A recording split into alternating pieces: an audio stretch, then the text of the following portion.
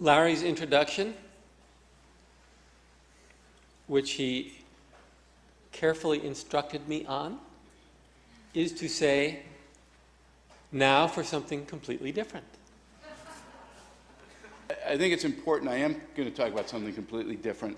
You can't be at the front lines of fighting for environmental stuff without reading the science and hopefully being fairly knowledgeable about this. And I say all of this because a year ago, I had no idea about what is being discussed in this room. And it has rocked my world. And again, I keep going, why is it that more people don't know about this? How is it possible?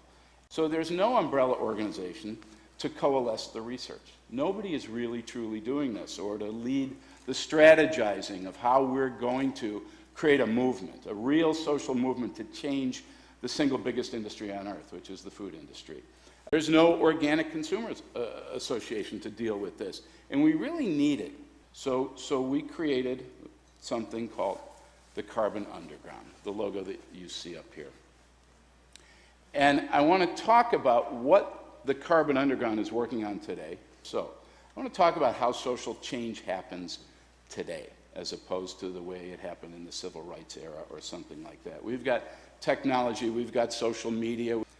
There are certain guideposts that are going to be critical for us to use if we're going to achieve the transformation of how we deal with food in the world, and it's critical that we get there. So number one, the propensity to join a movement is directly proportional to the expectation of the chance it has for success. Now, what that means really is the bigger it is, the more likely I am to jump in. Related to that is the fact that momentum is critical.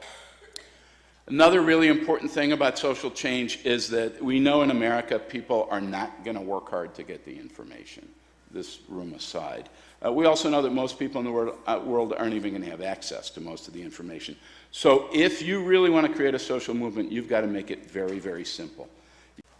Another thing is, again, this sense of inevitability. This corporations and governments get on that train at different speeds, but once they think that train has hit the apex and now it's going down, it's going towards its target, they jump on in droves. So it's really critical to understand that dynamic. We all know that when you're talking about something like this, you've got to be transparent. People are going to find out if you're not saying truthful things, and we also know that in many cases, those people who are protecting the status quo, they don't really care about science, and they don't necessarily always care about even telling the truth. We have a higher standard. We have to live by that. Partnerships are something that are increasingly becoming important in how people judge whether or not they're going to jump into some cause or a movement that they're learning about. And finally, the last thing that you have to remember if you're going to do this is Aristotle. Aristotle said, if you want to get somebody to think, connect with their mind. If you want to get somebody to feel, connect with their heart. But if you want to get somebody to act, you have to connect with both of those. So, knowing that, let's talk about some of the tactics to get people to act. The first one, and it relates to what Aristotle said, is it's got to be based on hope. People have to believe in a better life, in a better world. Now, I'm not saying fear isn't something we will use. There are plenty of people who are fighting extraction companies, for example, or big ag, that are going to and are going to use fear, and that's fine. It swings elections. It gets coverage. It does that, and there is a place for it. But if you really, truly want to have a movement, a real societal change out there, hope has to be at the core of it. Second thing is, it's good to be smart, but it's even better to be insightful. But that's the insight. And if you know that, you will go and talk to them in a completely different way. The third tactic that you need is you have to rise above the story. Don't talk about the problems. That's the story. Get above it and start talking about solutions. Everybody knows what the problems are. We don't know, or we don't believe that there really are solutions. And everybody wants solutions, no matter what side you're on. Everybody wants solutions. So if we can rise above and bring the conversation there, we're going to have more success. Go after the leaders. This is really important because if the leaders don't buy in, it keeps everybody else from going in. Looking for loose bricks is also a really good way for us to go about taking the knowledge that is being disseminated here at this conference and many other ones, and see who can we go to that might already be moving in this direction and maybe accelerate them. This is really important for what we're going to do. We truly have to have a whack-a-mole strategy because there's a lot of people who want to protect the status quo. And it's great to look at all the presentations of the before and after and all the things we're going to do.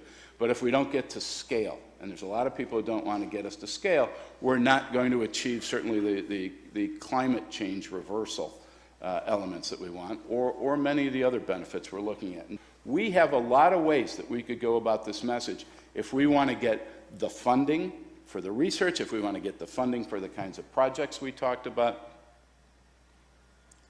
We also have a lot of people in our corner who can fight for us and will fight for us. We've got good cops, you know, some of them are here and there are foundations out there doing great work, and we've got bad cops, and some of them are also here in this room today.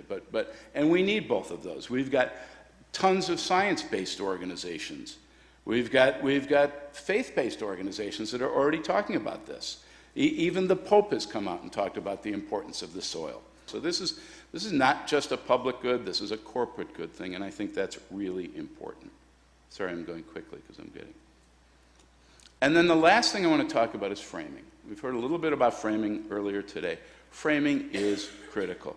Framing is going to make the difference whether people stop and pay attention to us and then how they hear us. So how do you do that? And I'm just going to tell you a few things that we've looked at and talked to some people. For example, right now, what you hear in the climate change is how do we slow down climate change? When you say to somebody, we're actually going to reverse climate change, that stops them in their tracks and it re-engages them in a subject they've been hearing about for a decade now. A lot of people have been saying we have to be afraid of what's going to happen to our life and we have to learn how to sacrifice. The truth of the matter is what everybody in this room and a lot of other people are proving is we're talking about hope and abundance here. That's the reality of what's going on. The truth of the matter is nature wants her carbon back. We know that. You're proving it. If we get out of the way, we don't have to make draconian changes. Just to talk about how we can frame things, I want to show how easy this is. We truly are a hydra. We really do have to go to different groups of people in very different ways. But to the public, we really just want to say, let nature be nature. She's got the greatest carbon sequestration process ever. It's called photosynthesis. You learned about it in 3rd grade. So in closing, just want to talk about what we need to do. The point is we have to change how people view it. We truly need to get funding for the unity of what we're doing. That's going to lift all boats. And finally, we need to develop a strategy and a common language and a community, and we have to help the world look at this from a different perspective. Thank you.